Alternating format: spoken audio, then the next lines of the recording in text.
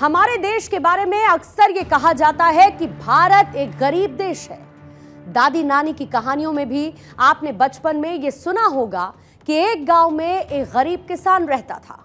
बहुत सारे उपन्यासों और कहानियों में भी भारत की गरीबी को रेखांकित किया गया है। कई विदेशी फिल्मकारों ने तो दुनिया को भारत की गरीबी पर बनी हुई फिल्में दिखा दिखाकर ऑस्कर अवार्ड्स तक जीत लिए। लेकिन ये गरीबी भारत का आधा सच है।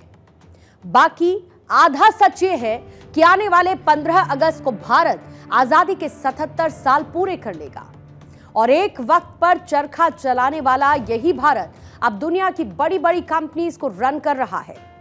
ये वो कंपनियां हैं जो कि आज पूरी दुनिया को चला रही हैं, लेकिन उन्हीं कंपनीज को भारत का डीएनए चला रहा है। यानी कि ये भारत की सीईओ शक्ति है। और जैसे भगवान श्री राम के भक्त हनुमान जी को भी अपनी शक्तियों का आभास नहीं था, ठीक वैसे ही भारतीयों को भी शायद अपनी इस शक्ति का आभास नहीं है।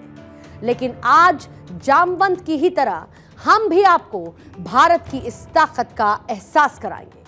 आपको हिंदुस्तान की वैश्विक ताकत वाली थ्योरी समझाएंगे आज की इंडिया स्टोरी में।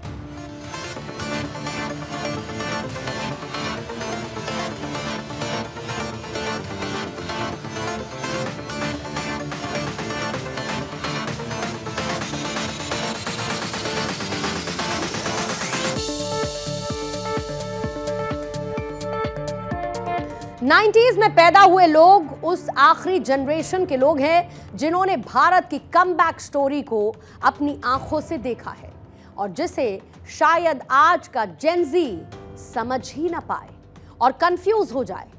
अगर आप भारत की जेन ज़ी को यह बताएंगे कि अगर कोई घर से दूर रहने जाता है तो वो अपने घर वालों से सिर्फ एक खत के जरिए बात कर सकता था और उस खत को पहुंचने में भी कई दिन लग जाते थे।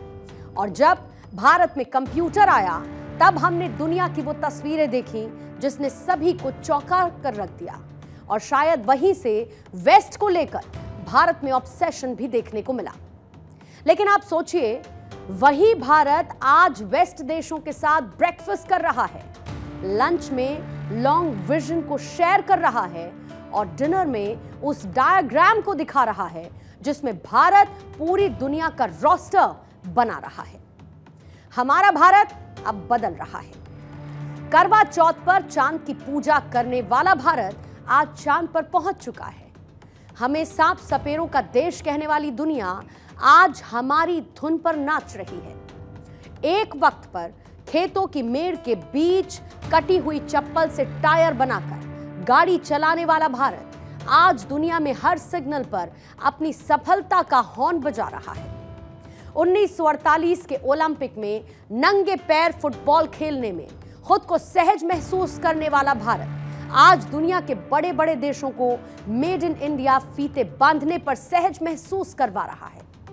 कभी आसमान में हवाई जहाज को देखकर खुश हो लेने वाला भारत अब दुनिया में एयरप्लेन बाजार के सबसे बड़े खिलाड़ियों में से एक बन चुका है। छत पर एंटीना ठीक करने वाला भारत अब अंतरिक्ष में सबसे ज्यादा सैटेलाइट भेज रहा है, वो भी सबसे कम लागत में।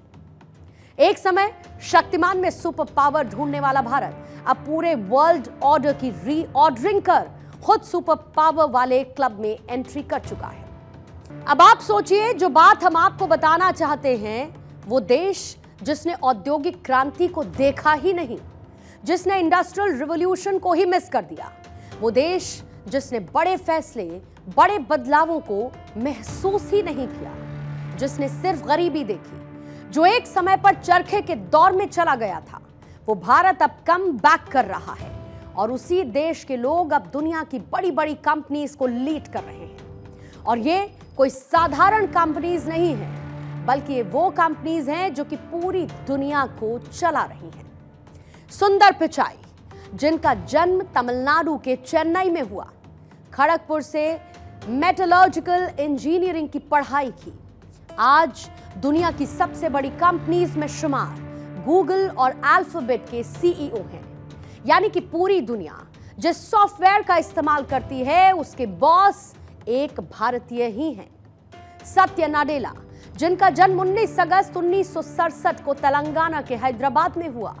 उन्होंने कर्नाटक के मणिपाल इंस्टीट्यूट ऑफ टेक्नोलॉजी से इलेक्ट्रिकल इंजीनियरिंग की पढ़ाई की और आज वो माइक्रोसॉफ्ट के सीईओ हैं।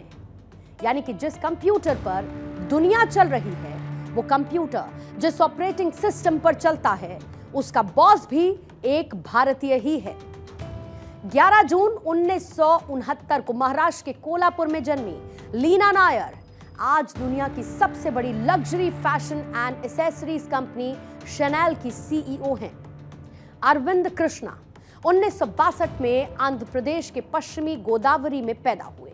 आज दुनिया की एक बड़ी सॉफ्टवेयर डेवलपर कंपनी IBM के सीईओ हैं। शांतनु नारायण 27 मई 1963 को तेलंगाना के रेजीनगर में पैदा हुए। जन्म लिया।